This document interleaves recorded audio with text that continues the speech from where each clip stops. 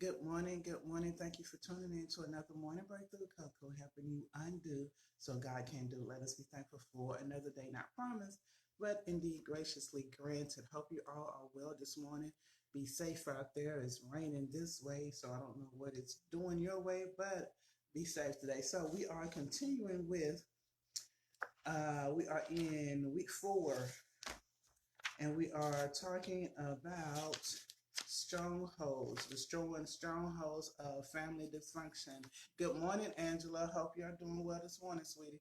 Um, and so, day 1 and day 2. Day 1, we talked about generational sins. We talked about conflict resolution strongholds and bad decision strongholds. Yesterday we talked about selfish deception strongholds, dealing with being selfish, also dealing with manipulation and narcissism.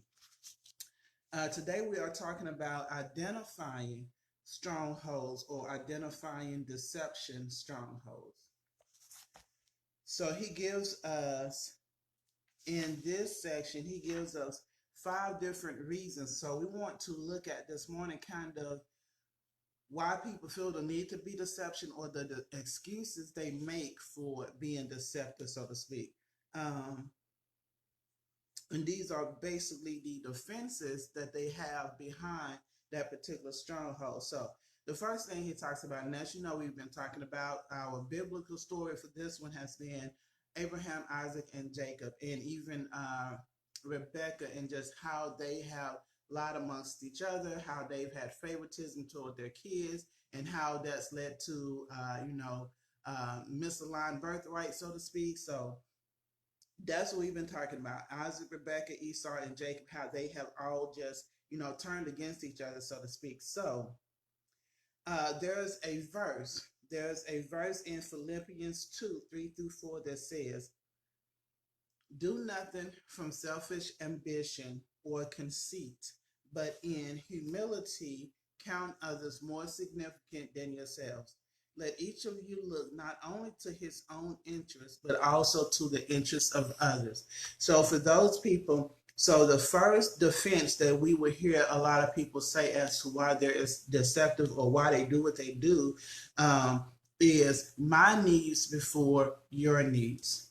My needs before your needs. One of the things that I'm learning and allowing myself to learn is as I encounter people who have certain strongholds or have certain mannerisms, certain character traits negatively, not to focus so much on the what, but to understand that there is something else going on with them. And that allows me to be more merciful and more gracious with them and not just I'm learning how not to take a lot of things personal because I realize, okay, this may have nothing to do with me. Some people act the way they act. Some people are selfish. Some people are manipulative. Some people are deceptive because that is how they've grown up, or it is their defense mechanism to something. So my needs before your needs. So why would somebody even feel the need to think that? So remember, we talk about when you change your thoughts, you also have to change your beliefs. So one of the things that somebody may think as to why they put needs before others. So again, as you're dealing with people or even considering yourself, do you see yourself in this particular area as far as putting your needs before somebody else's? You may think you may do it because you feel like you may lose out. You feel like if nobody else does anything or no one ever does anything else for me, you may think it's every man for himself or because it's what everybody else does. So the person that has that my needs before your needs, those are some of the thoughts that they may think. They feel like they have to do and have to deceive and have to manipulate because they don't feel like anybody's going to do it for them or whatever it is that they're going after. They feel like they have to do so to get what they want because maybe they've grown up in a family where there was nobody there for them, where they were the underdog, where they were the black sheep, or where they were the one that cast the person that everyone looked over, so to speak. So again, if you see that in yourself or if you see that in someone else, understand that those may be some of the thoughts behind their actions because they're like that because they feel like it may be that no one was ever there for them or no one ever looked out for them. So they look out for themselves and they unintentionally, they've grown into a state where it's just natural for them to be that way. And their belief behind that thought may be, if I don't, who will? So to change their action, they would have to, first of all, change that thought process and then change that belief from if I don't, who will, to even if I don't, somebody, or if I don't, somebody may, if I give them a chance or if I allow them to. So that's one excuse that people use for being deceptive. My needs before your needs. But then going back to that scripture, Philippians 2:3-4. This is where we want to get to. Good morning, Anterica. Hope you're doing well this morning. That's where we want to get to. Do nothing from selfish ambition. And that means being nice. That means being respectful. That means being giving. That means encouraging people that we may not like, or encouraging people not in our circle, encouraging people that we feel have brought something on themselves. So we have to remember to do for others. So just like it talked about Isaac having his son go to prepare a meal, go to hunt game and prepare a meal for him. He did it, but he had him to do it before he would give him his birthright, or before he would share what his inheritance was. So a lot of times we have to make sure that we're not having somebody do something for us just so we can get something in return. And we also have to make sure that we're doing for others and not necessarily expecting it back. The second defense that he talks about is, so here's another defense that people who are deceptive use. Lying is better than losing. Again, when children are raised up in a family or in a household where lying is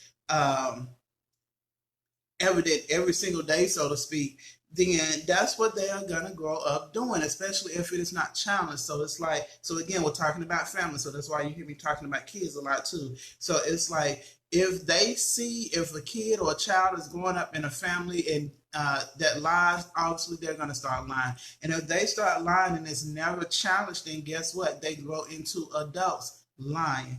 One of the reasons, or one of the thoughts, so why do people feel that lying is better than losing? So here's a thought process that some people may think behind that. That's who I am. I don't want to hurt somebody else's feelings. They don't want to let somebody else down, or because they feel like a failure. So again, in acknowledging strongholds, think of a situation where maybe you lied about something, and maybe you felt bad about lying, but think about why you did it. So when you're dealing with other people, consider those same reasons, because you didn't want to be a failure, because you didn't want to let somebody down, because you felt like if you lied to them, that it would be better than telling them the truth because of whatever situation they're in. It's like one of those things where you don't want to knock somebody down while they're already down. But we know that lying eventually does not always help. So the belief behind this may be, if I tell the truth, they will dislike me, they'll hate me, they'll stop talking to me, they'll disown me, or I can't read my hand right now, or they'll either mistreat them. So again, we have to look at some of the reasons why people do some of the things they do, and all that, and then we have to understand, okay, so how do we start changing these thinking processes? If I lie, then knowing that, so with this one, it is better we want to change the process from lying, or change the thought process from lying to telling the truth. If it hurts their feelings, and there's a way to say everything, there's a time and place to say everything. So those are things to consider. But also remember, you wouldn't want someone lying to you. So that's why that's something else to think about with that particular stronghold. The third one is kind of connected to the second one. Another defense that people use as a stronghold is, under pressure, keep lying. So it talks about how Isaac, so when Rebecca and Jacob came up with the plot to go get a lamb or goat or something from outside to cook a meal, and then to cover him with hair so he could trick his father. The father kept asking, "Are you my son?" He kept asking questions. So it's like Jacob had plenty of time or plenty of chances to come clean and say, "Father, it's Jacob, it's not Esau. I'm sorry that I have tricked you." So a lot of times you will find that even in situations that you've gotten into where you have a chance to correct your lie, you have a chance to come clean, but the pressure is on you and you just keep doing it, or somebody you're dealing with, they keep lying and they just keep burying themselves under and under and getting deeper and deeper in that lie. One of the thoughts is that someone would keep lying under pressure because they're already in too deep. They're so deep into the lie, it's like they don't even know how to come out of it or come away from it. And also because after that first lie, it just starts to roll off their tongue like that. So that's something to keep in mind on that one. And I did not write a belief, but that's something to keep in mind on that one. Another defense that people may use also is we played the crazy, "this is my favorite kid" game. So we saw where Isaac and Rebecca had favoritism. Isaac favored Jacob and Isaac favored Esau, whereas Rebecca favored Jacob. So, and we briefly talked about this yesterday, so I don't want to get too much into this, but if you are parents, how are you going about loving each of your children in a way that makes them feel special, but without making them feel more special than the next? So that is something that you have to be careful of. And here's what I thought, or this is what came to me when I read this particular excuse. Why would a parent be more favorite one child over another? So one of the things that came to mind was because maybe you see the good in one child, whereas you don't see the good in the other. Maybe you see something in one child that you wish you could be, but maybe you see something in another child that you didn't like about yourself. So those may be some reasons why why you find parents getting into favoritism, because they see something in one child that they like, but they see something in another child that they don't. And what would you do in a situation like that? Well, obviously you need to spend a little more time with the child that you don't see a lot of good things in and nurture them in a different way. The last one he gives, and again, these are defenses that people use who are deceptive. The last one he gives is, "if in doubt, we press ahead." So one of the thoughts behind this was the truth hurts too much. So we find that people are deceptive, that people lie a lot because the truth is too much to handle.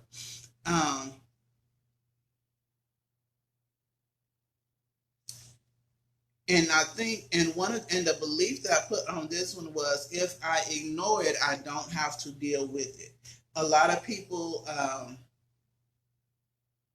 continue in their stronghold, continue in their deception because they don't want to deal with the truth.